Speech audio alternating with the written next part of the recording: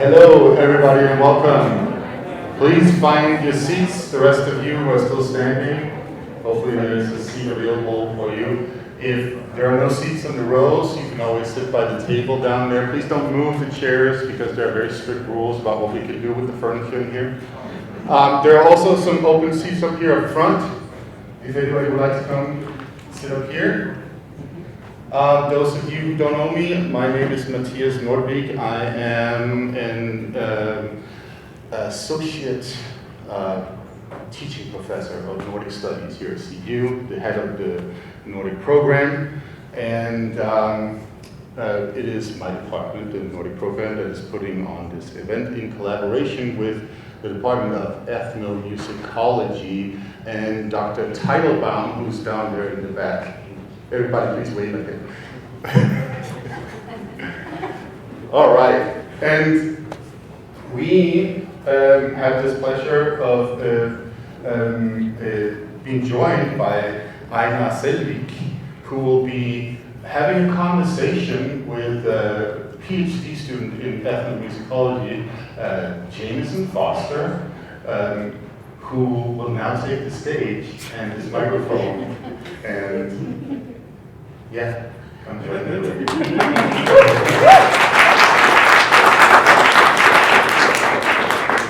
So yeah, it should go about 45 minutes of a conversation about the new album Birna by Wardruna, and thoughts, ideas, motivations, considerations that have gone into that album. So thank you very much. I'll give you the microphone. All right, Einar, I'd love to welcome you up here, take the microphone.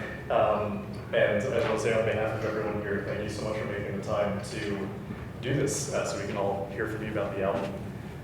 Because as, for any of you who do not know, Wardruna has a new album coming out in January, Birna, an album dedicated to the bear. At least that's what it seems like on the surface to us. And also, Einar is playing tomorrow night at the legendary Red Rocks, which I guess I will use to kick off the conversation. But first, if you'd like to say anything before we get started. Yeah, thank you, and it's a pleasure to be back here at the university. I was here some years back. Yeah, you're lucky to. Those of you who are students, you're lucky. The place has a good vibe, I have to say. So yeah, thank you. Thanks for having me. Yeah, of course. The first thing that I guess I want to ask is, what is it? I know you were in Colorado last year performing at a different venue, but it's been a bit since you performed at Red Rocks. So I know you guys have a bit of a promo thing going around right now. Your last interview that you did talking about Red Rocks, but is there anything else now that you're in the place and absorbing the character of the place? What is it really like performing at Red Rocks? Because to most of us in the room, we have a very different perspective of being on the top looking down at it. We don't really understand what it's like to be on the stage and really behold the power of performing in a space with such a history. Well, of course, I won't lie. It's performing in Red Rocks is a place that makes you quiet in the good kind of way. So, which is a bit odd when you're gonna sing, of course. But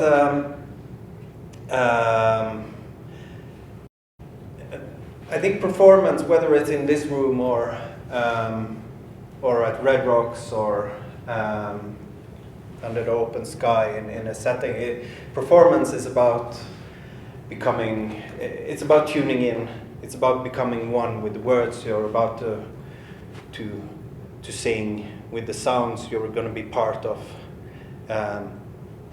the space around you, and the people in front of you.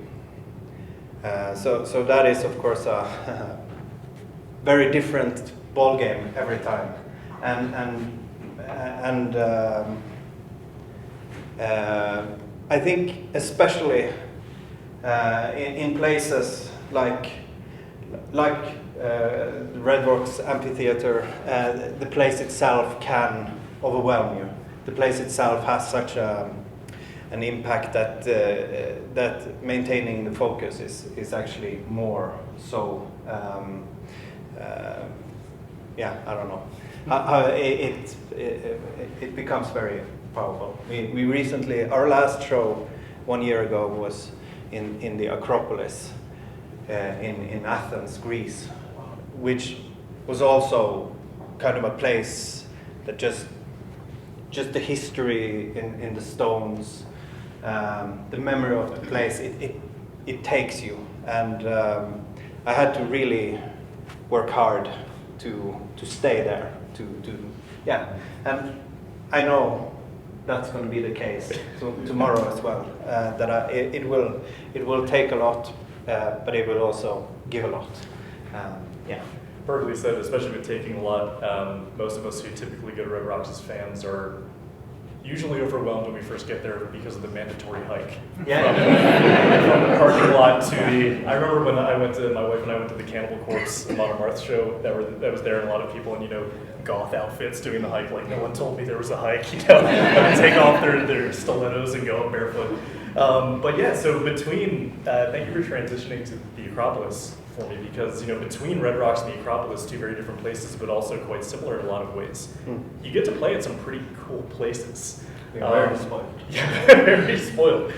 Do you ever feel like an ambassador in some ways of Nordic culture or anything like that as you go across the world performing the style of music that you do in all of these different powerful places? No, I don't feel like an ambassador, but I know I am one. Yep.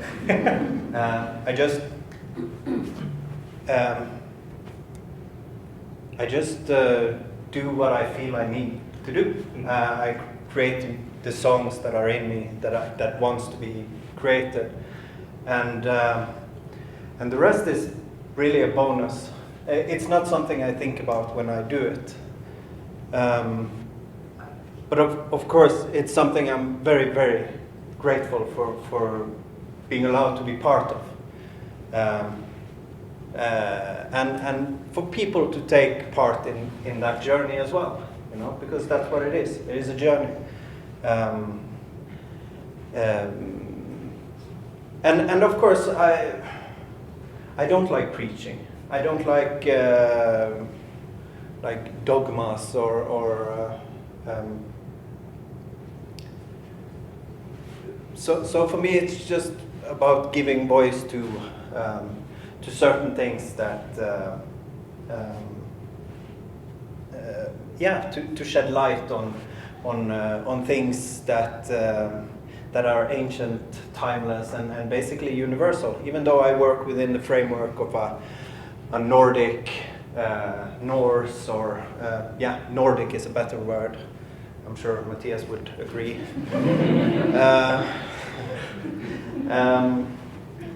That's because Norse isn't Danish. He can't defend himself from back there.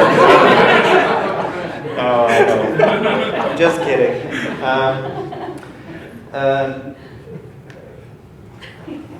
Even though the rapping is very specific in a way, the thing is, the similarity, when you go far enough back in time, that's what you see. The similarities are much richer in number than the dissimilarities. It's things that are born out of nature. And when I say that I am not into preaching, if there is a message in my music, it is a very, very simple one that I think would the world would benefit from. It's not about like Viking Age or those kind of things or any specific time period. It's very, in a way, it's not very much about humans in itself. It's more about our relation to our surroundings, our relation to nature itself, and that is at the heart of what I do. But in terms of being an ambassador, I don't know. It's I try to leave a lot of space in my music. I like to write in open. I like to leave my sentences open. Throw out questions rather than chiseling truths. So, because I think that's a much more powerful way of teaching. It's thought-provoking. So, yeah. No, it's almost as if you know what I'm going to ask next, because the next question that I have segueing from that is, you've been doing this for a while, and it's probably safe to assume that the reason that you do things, or at least your approach, has changed over time, at least a little bit. So if I could begin this with, I guess, with a place, is looking at the music that you make now, the music that's upcoming with Birna. Do you think that you're trying to express anything different, or that you're approaching any ideologies different than when you put out your very first Wardruna record all those years ago, or even before the first record, when you were just sort of workshopping these things on your own? I guess, yeah, the simplest way is how, if at all, do you believe your expression, or what you were trying to express, has changed over time as you've gone along with the journey that is Wardruna? Well, of course it's, I'm not the same person as I was when Wardruna was born, and like I said, it's a journey that, and my golden rule is that it has to come from somewhere that is real. And I'm not the same person today as I am tomorrow, potentially, you know? Maybe I learned something today, and I take that with me tomorrow in my doings. And I believe history is something you learn from, you don't copy, in my approach to historical subjects. I actually don't think it's very different. It is more or less exactly the same things that I'm singing about in the first record as it is in the upcoming work. The only difference is that I'm perhaps saying the same things, but I'm saying it a little bit less esoteric. I'm being more direct. But without having that that nagging or preaching, you know, I'm trying to give voice to nature, basically. But I think it is a very fine line.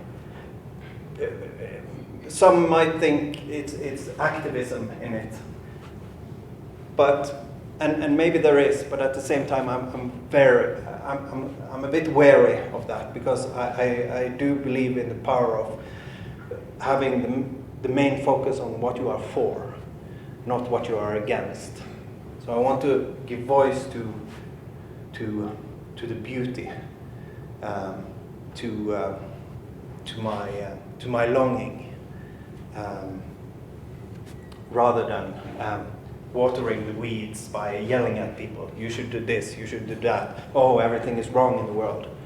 I believe there is more growth, at least in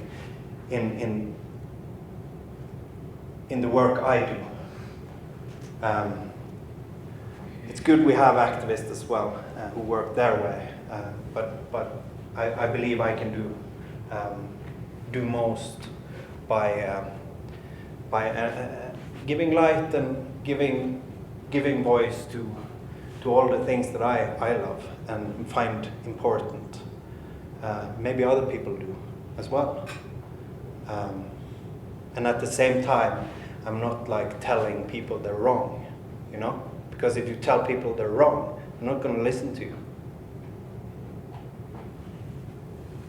They're going to feel little. They're going to feel resistance. So,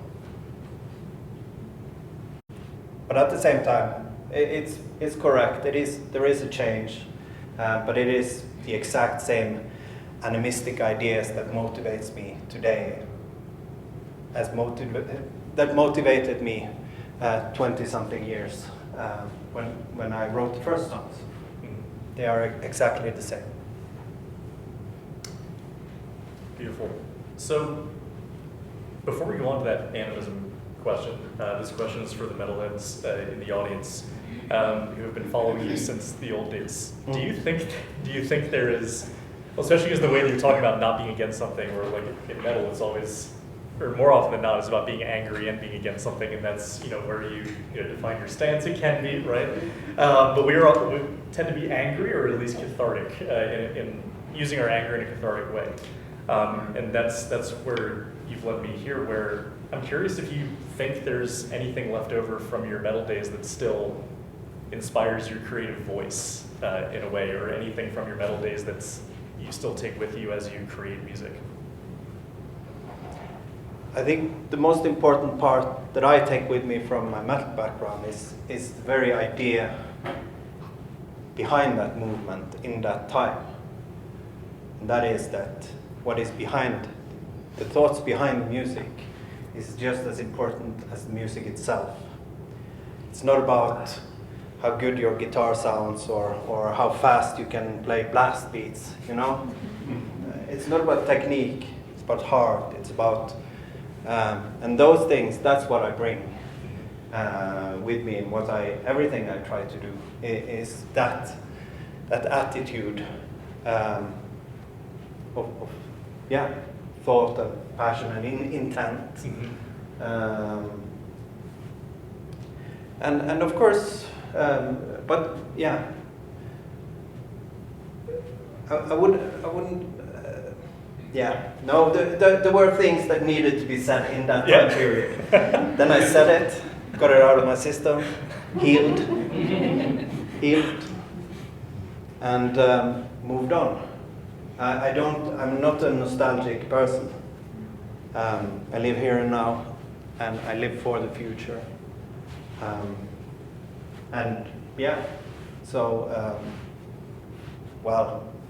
I am nostalgic in that sense that if I do listen to metal music, it's mostly old stuff. Yeah. Excellent. So,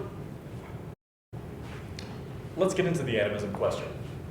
Anthropologists and scholars of religion have been trying to come up with all of their own definitions, or trying to find one definition for what animism is. But what I'm most curious about in this conversation is, what does animism mean specifically to you?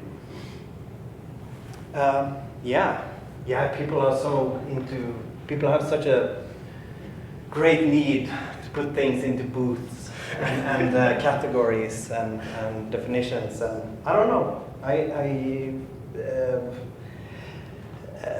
have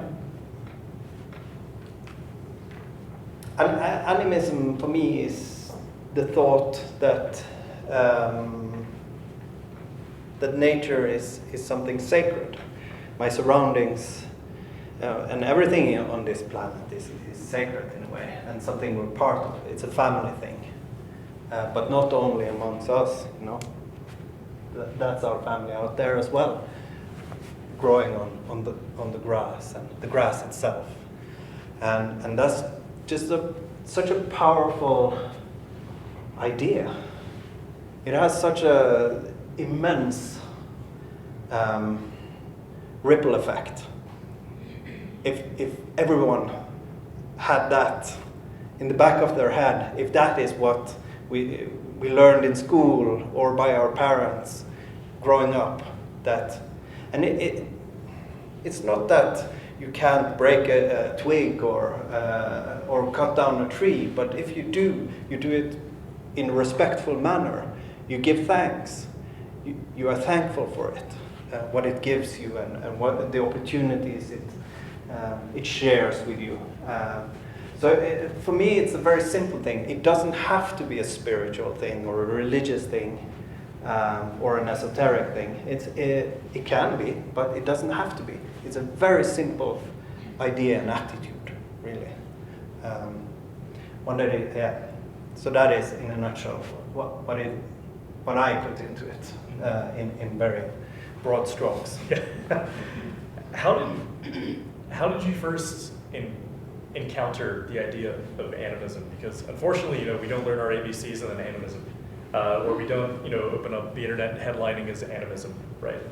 So, how did you first encounter this? You say it doesn't need to be esoteric, but it's, when you use animism in everyday conversation, sometimes you need to back up and explain what you're talking about. So it's not exactly something you run into every day, unfortunately. So I'm curious, how you first encountered it, and what about it? Did it answer one of those questions you've been having, I guess? And in what context did you first encounter animist ideology or ideas? Well, I guess in retrospect, it's something I've carried in me since I was a small child, but perhaps not like in the front lobe. And in my early teens, I got my interest for esoteric traditions, primarily the Nordic ones, became more and more dominant. I don't know. It's something I realized I had a talent for understanding things without ever having learned it, if you know what I mean. I could read about things and I could feel that I know how that works. I know how to do that. It was there in a way. And at some point I was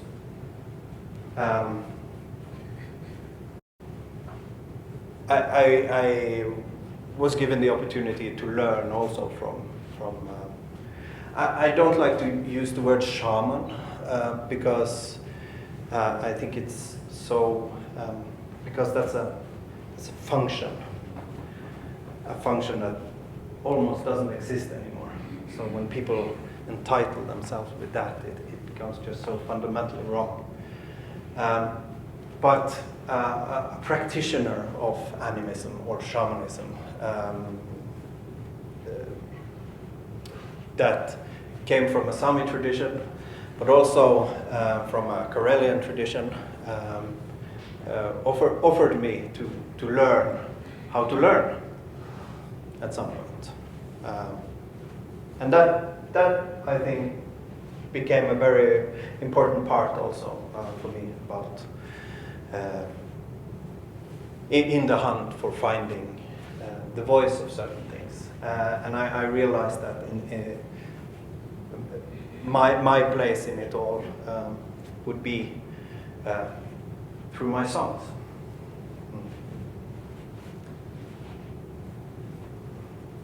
Is there any animism within the Scandinavian tradition or cultural heritage that you've learned from or that inspires you in some way? Just in the spirit of this also being a Scandinavian studies event, is there anything of the Scandinavian cultural heritage in particular that has struck you as animist that either you feel like has gone unnoticed as being animist, or that you want to sort of emphasize about Scandinavian cultural heritage as animist? I don't know. It's when we were christened back in the days, it wasn't exactly a grassroots movement. So that's something that came from the top.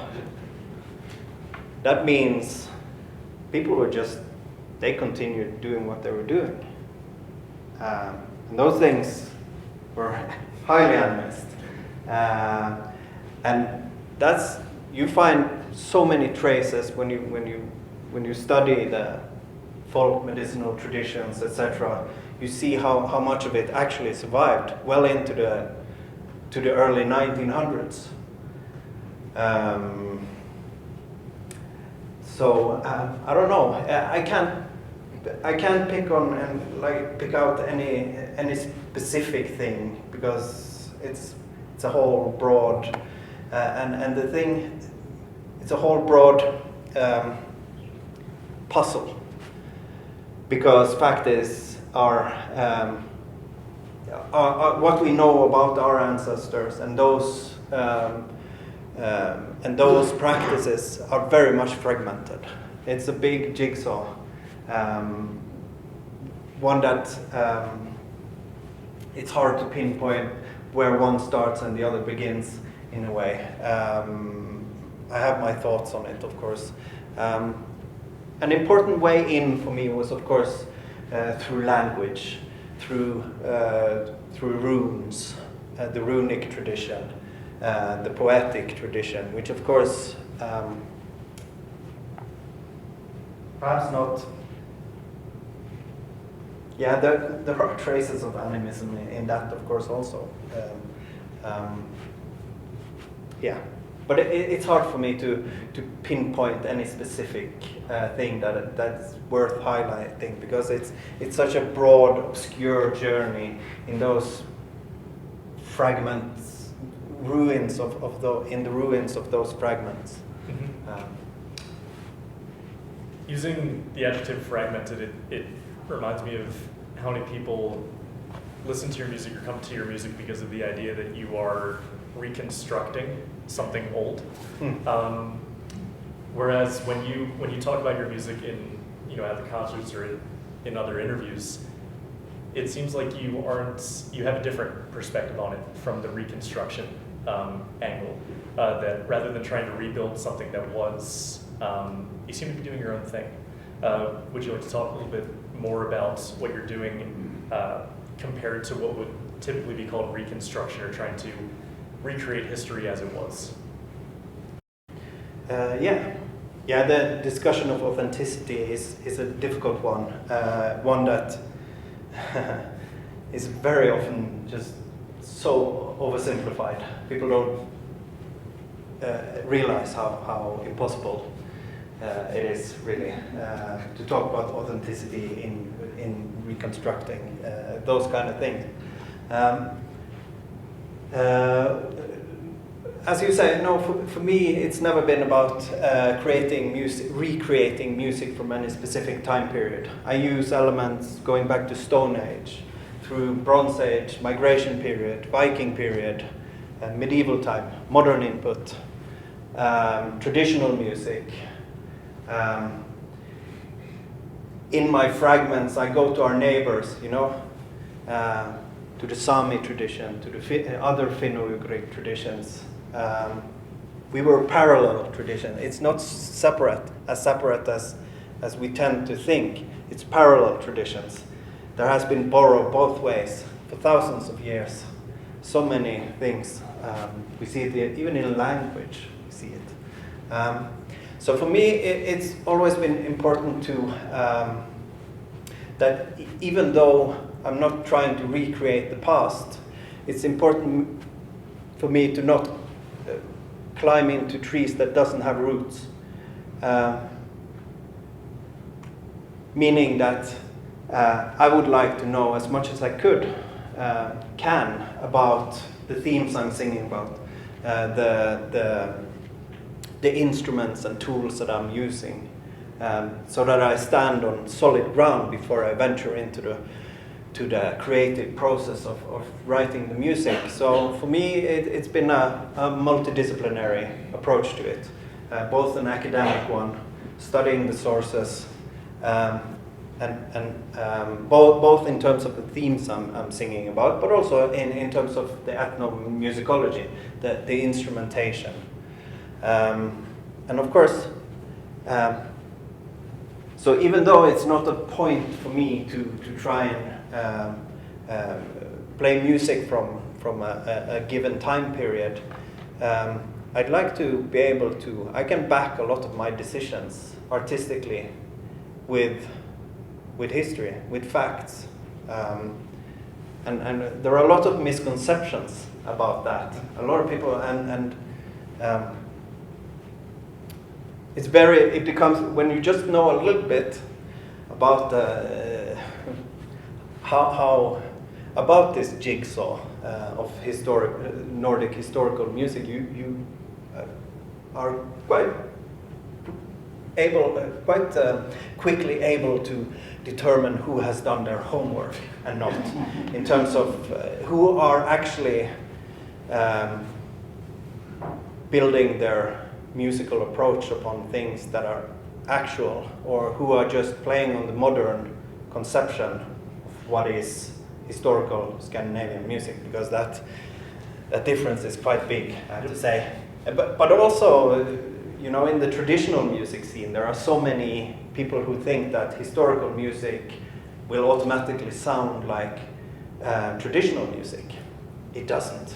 When you know the facts, you know that it doesn't. And how it looks in the Nordic region is that it looks like there is a tradition split in two, at least. One mostly connected to the poetic, skaldic traditions with certain types of instruments like the lyre or harp instruments, more connected to the aristocracy. And then you have the folk instrumentation part, which is more connected to bowed instruments, flute instruments, etc. Of course, it's not like a clean cut, but we see a tendency. And also if we compare our Nordic tradition with the hybrid Nordic tradition we had in like Dublin, for instance, at the time of Viking period, for instance, we see the exact same thing. This divide, highly applicable to understanding. But also, you know, there is so many musical archaeologists or ethnomusicologists that they're very fond of saying we can't know how music sounded like in the Viking period. I say Viking period because that's very often what people talk about. But okay, let's say Bronze Age, just to be adventurous. Spice it up. Yeah. But the fact is, we know quite a lot. We know because certain instruments we have a living tradition of using, going back to 3,500 years BC. There's a living tradition up until today. And these instruments are very locked in how they, what you can and cannot do on them. They're locked to like the lure, the horn instruments, they are completely locked to the harmonic scale. And then you have, for instance, the other horn tradition of using animal horns. That is also, we have findings of instruments that go back to 500 BC. And this is also an instrument with a living tradition. The goat's horn and the cow horns with playing holes. And we have archaeological findings of them. And archaeologically, when they have sort of analyzed the tuning, the tonality of these instruments, we see that it didn't really change. It's the exact same tonality you find in these instruments today. And that is also a very limited spectrum of what you can and cannot do on them. So, and then you of course have the lyre. And many people think that the lyre is, for instance, the most common instrument in the Viking period. And the interesting thing, I think that is, don't think many people know this, but we actually know how they were tuned. And that's actually a tonality it's really modern when you hear it.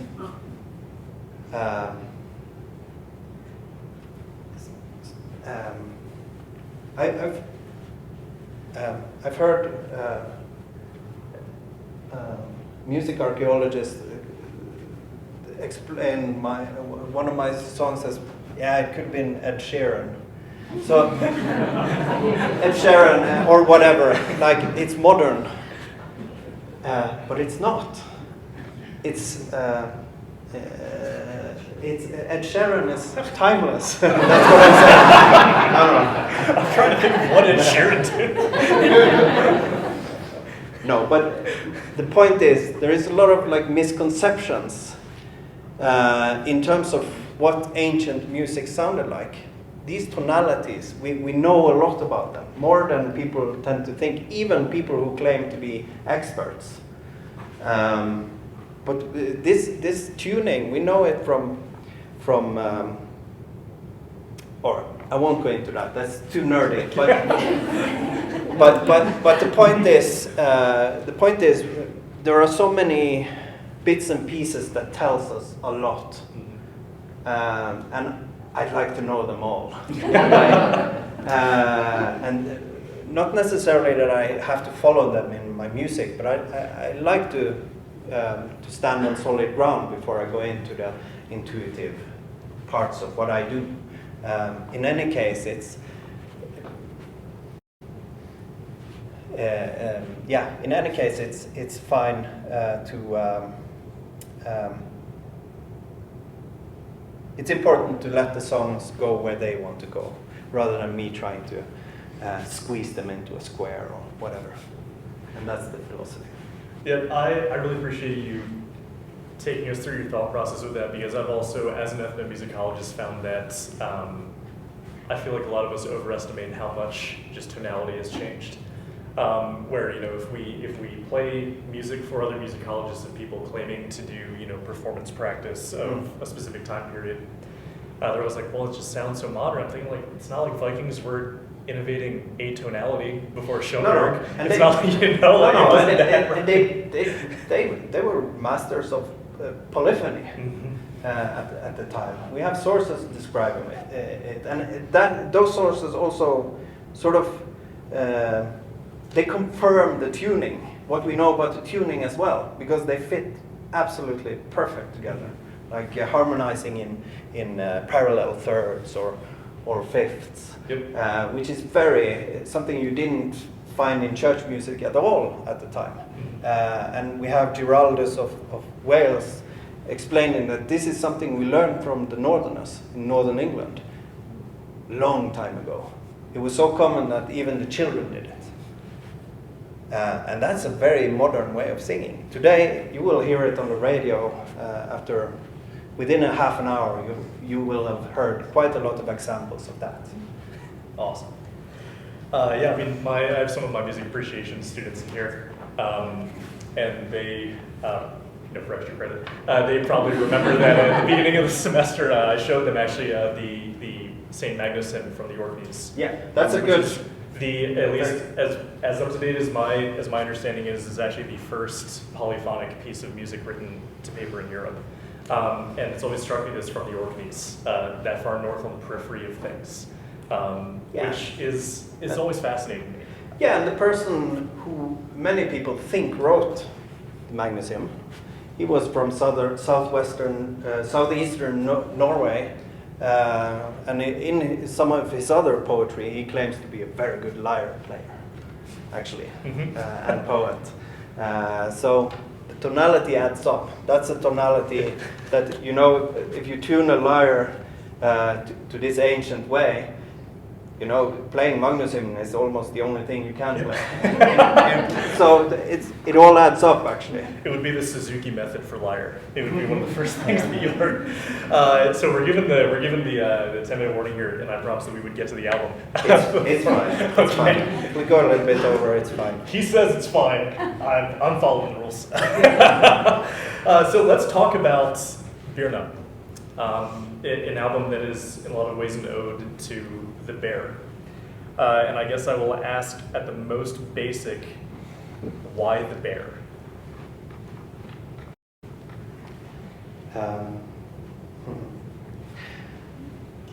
It's an album I knew for many years that I wanted to do. It has followed me for many years,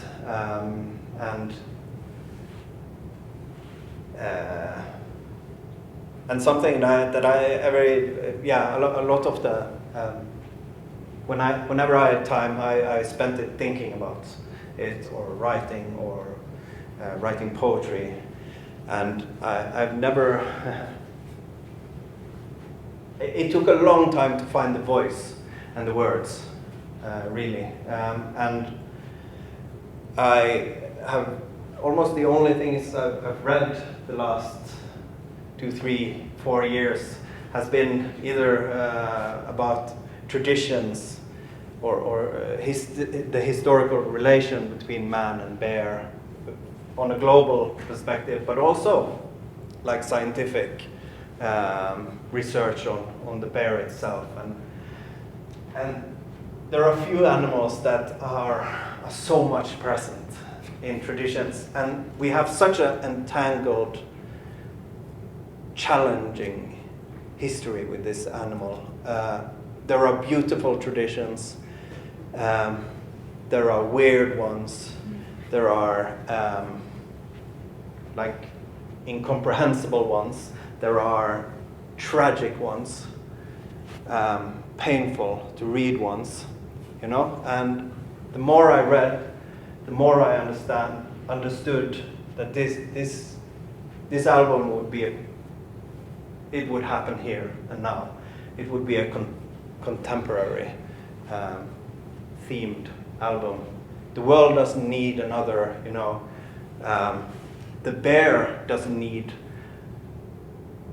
another hoo-ha, berserkers are cool themed album, you know. It would be such a pointless thing to contribute to the world. Because the bear doesn't need our... I'd rather stay here and now pondering about what it is that created all of these powerful totemic myths. What put the bear as a celestial being all over this planet? What put the bear as the shepherd and shepherdess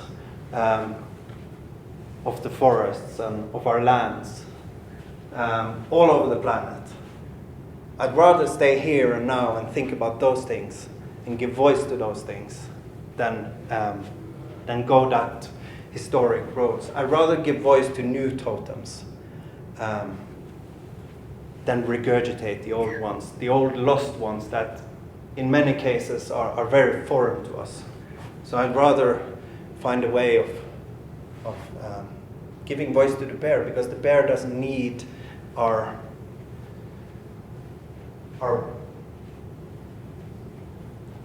old cultural ornamentation to be its own fantastic self. You know, it's the other way around. It's we who want to learn from the bear in a historical perspective. It's our teacher. It's we who wanted to learn about, to borrow its skills, to borrow its wit and its power, you know. So its own cyclic, powerful being. That is what I wanted to just give voice to. It's very simple. It's very simple. Yeah.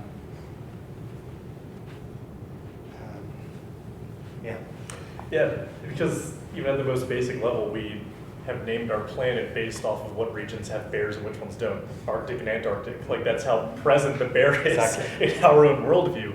And I'll admit, you know, I've always had a troubled relationship with the bear, because not only was I scarred at a formative age by the Revenant, but I'm also a fly fisherman, and 9 out of 10 times when I read about someone getting mauled to death by a bear, he was fishing for trout.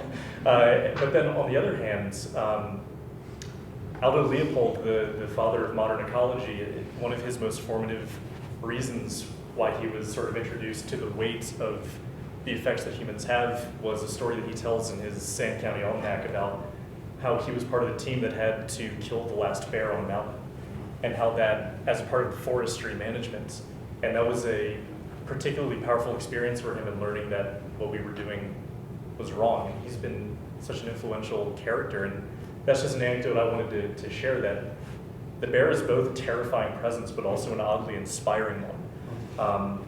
And do you go about that very troubled relationship musically at all, or how has your feelings about the bear and the position it has played into writing Birna? It's I'm you know, same when I wrote Grov. Yep. It's you know, if it had everything, absolutely fucking everything on this planet that has a value, a true value, comes with a cost. That is why living with bears and wolves has a cost, because it has a value.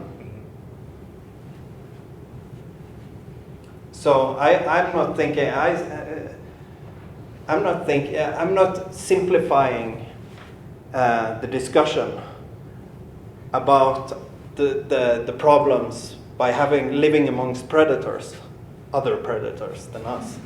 You know, I know it's difficult, it's scary, it's problematic, but just one side killing the other side isn't the solution. Let's just decide upon finding a different solution. Yeah, so I don't have a romantic idea about bears. I would be scared shitless if the wrong, if I was cornered. So it's some I revere and fear, but that's okay because they have value, just as much value and right as me. Exactly, just as much. And that's kind of if I do have a problem with Christianity, that's one of them at least, that puts us above the others. I don't agree with that. We're equal. We're being told to wrap up here just as the conversation's getting juicy. But I want to say that I'm glad that you drew the connection between Birna and Grau, because at least at the time that Grau became popular, I know in Norway there was a lot of controversy around wolf conservation. And for us here in the States, that's going on in Colorado right now. Yeah. Really, right this moment, we're struggling with wolf reintroduction on the west side of the state. So a lot of these are, it's good to be starting this conversation the way that you opened it, saying that your music is asking questions. Yeah. The same way that Liam Neeson hated his role in The Grey because he didn't like how it vilified wolves further, just as you're saying, we don't need to further the narrative that's already there. Yeah. So just because we are out of time, I just want to give you the opportunity to, anything else, any last thing that's on your mind that we didn't get to that you want to mention before we move into questions? Or I guess we should just go right to, Yeah. oh, I'm sorry. I don't understand the gesture. You don't do Okay. sign language. No, I don't. So I guess I will continue saying, any last thoughts you'd like to give before we open it up to questions? No, not really. Other than thank you for good questions and a good conversation. Yeah, thank you. Well, pleasure is mine. All right. How are we going to do this? Just free for all, raise your hands, and I'll at my mercy. Well, we already got one, fearless. I guess. I can take the microphone. You want to take the microphone? Yeah. We've only got one, unfortunately. Yeah. Thank you, Meanwhile. So this. Where? Raise your hand again. Yeah. All right, no, I don't hear the microphone. Just so others can hear you. All right. Yeah. Hey, my question is for you is what inspires you to do your songs? Is it like sagas, or walks of nature, or what is it?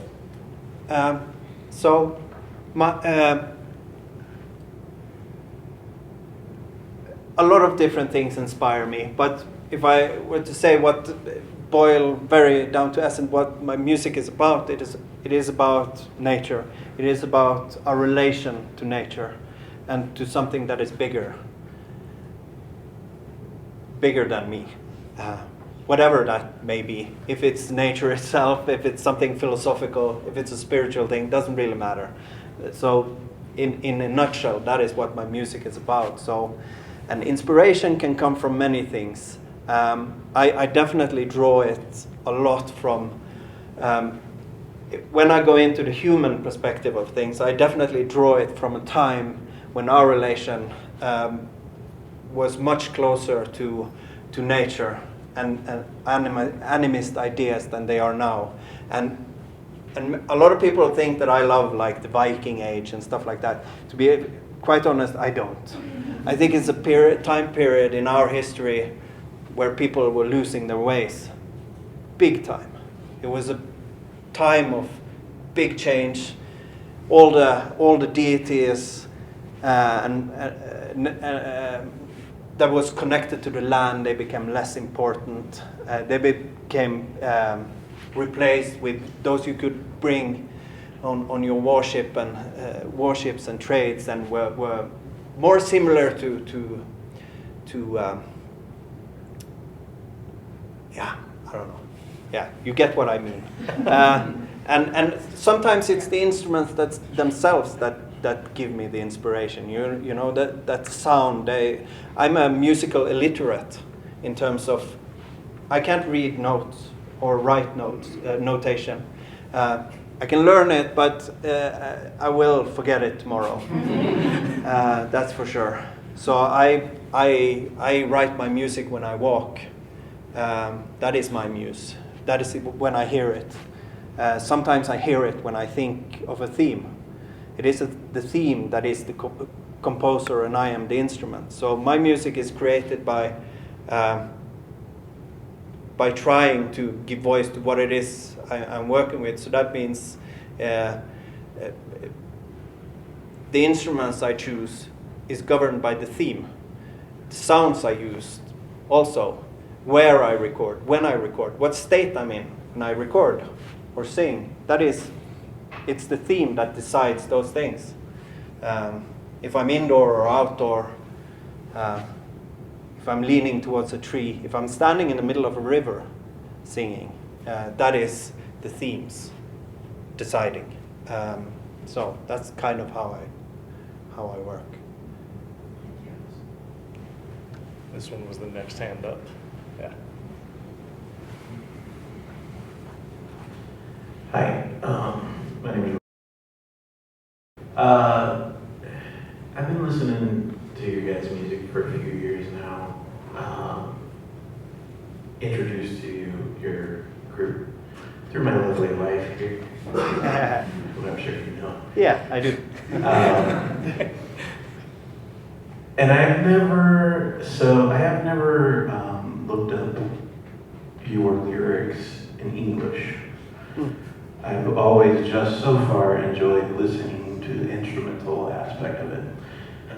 To kind of tie on to her question, which you've answered, you say your music is about nature, but to further that, is there any specific goal or message that you are like trying to get out to the world, or any goal or message that is themed throughout all of your albums that is like an objective goal for you? Or is the music you create just to create for you? Well, I do create for myself, yeah. First and foremost, I create the music I want to hear. The rest is a bonus. If you guys like it as well, that's great. But I would write the same song anyways. But yeah, like I was briefly mentioning earlier, that if there is a message, it is this animistic idea that our surroundings are sacred and something we're part of. And yeah, I know a lot of people experience the vocal side of Wardruna instrumental, and that's fine. It's also designed in that way. I want it to be here in the music rather than in front, because that leaves space. That is why if you read the lyrics, they will be open-ended, because that leaves space for you. More space, at least. But yeah, does that answer your question? Yes, thank you. Yeah. Amina, your pick.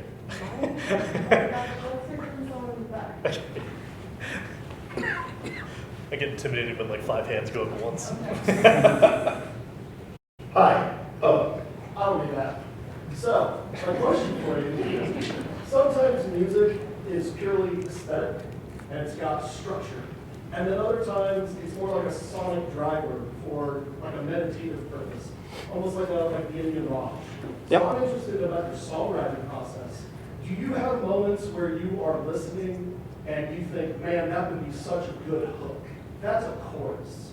Or do you start out with sort of a repetitive feeling and slowly build your music and then say, that's where we should repeat and refrain, that's where this music naturally is? Can you just talk to me sort of about how your creation process works? Yeah, I do both. You know, sometimes it's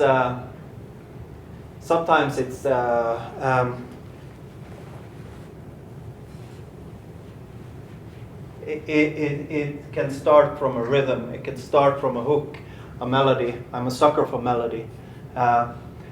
It can come from a word or a sentence or a poem that I sort of build on.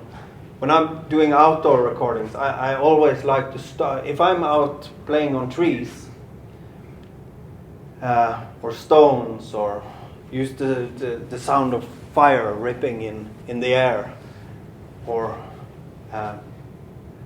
then I always like to have that as the starting point. And I never decide before I actually start working with it, because I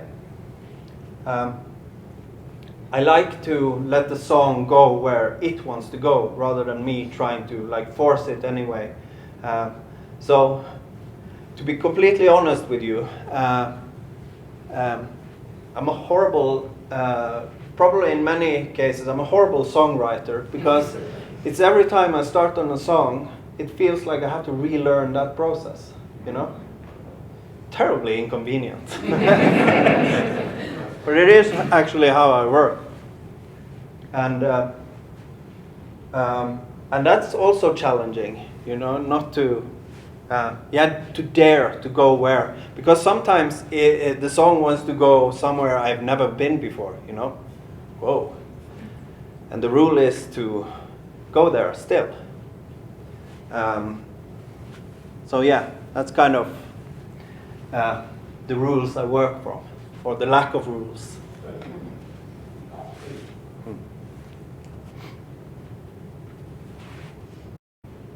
This will be the last. This will be the last question. Okay, well, hopefully it's gonna be worthy. So as far as the Bear album, Yeah. have you contemplated the fact that just when you said that, you consider the bear the teacher, and we co-evolved, you know, as tribal bears, and I kind of can't help to think that there's a lot of stuff that the bear can like reteach us about how much we forgot to look to the bear and what it's doing. And then like, I feel like no one talks about the fact that I feel like we, like humans, forgot to be very cyclical, like the bear. We're like in the summer and spring months we're more active, and then during the winter months we're just kind of like, and I feel like everyone's always just wants to be on the go, and it's like this very straight line. And I feel like it's maybe something that it should be cyclical for us humans to kind of look to the bear. And Yes. is it something like, so the bear album itself, like what kind of teachings do you attribute to the bear, to humanity, that it can give right now? I totally agree. We should look and learn to the cycles. That is, you know, when you go back to, when you look at Old Norse myths, for instance, our ancestral myths and stories, they all have the cyclic, some way or another, you find that cyclic ring of being born, life, death, rebirth. And the bear is such a profoundly speaker of that cycle. And of course, society demands us to be on the go all the way. So we are living in a very unnatural way, and it's making us sick more and more. So yeah, the bear is a teacher. The bear is a very, it doesn't speak in riddles. It's very direct. in a way. And so that is also part of this album is like a 6 or 7 song journey of the bear.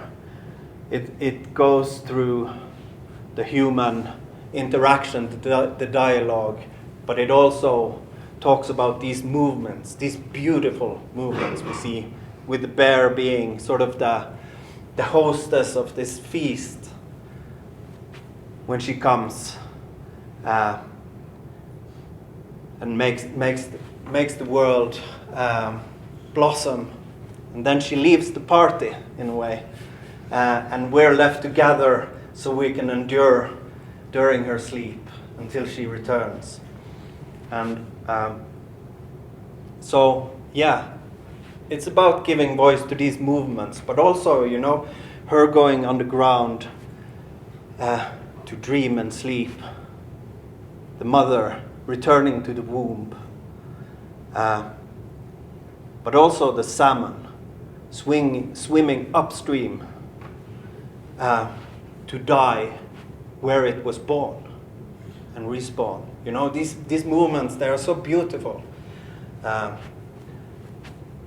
And they tell us a lot. We need to see it. Just remember it, reflect upon it, you know. We don't have to understand it, just feel it. It's powerful. And that's what I mean. The bear doesn't need my ornaments, my historical ornaments. This human fetishizing, having to place us in the center of all traditions, which I find too much of also in this Viking, Nordic revival kind of thing. I don't like it. I think it's pointless. It doesn't contribute to anything fruitful. Let's move past it. You know, learn from the past, yes.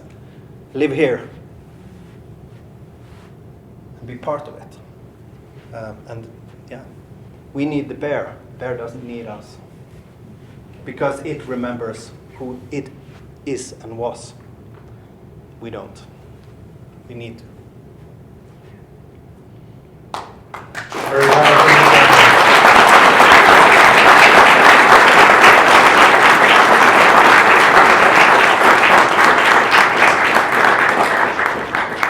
Einar, one last time, thank you so much for making the time. It was a pleasure. Touring and flying across the world is draining enough without also being grilled with 20 questions. But really appreciate the conversation and very much looking forward to the show tomorrow night. So, As am I. awesome.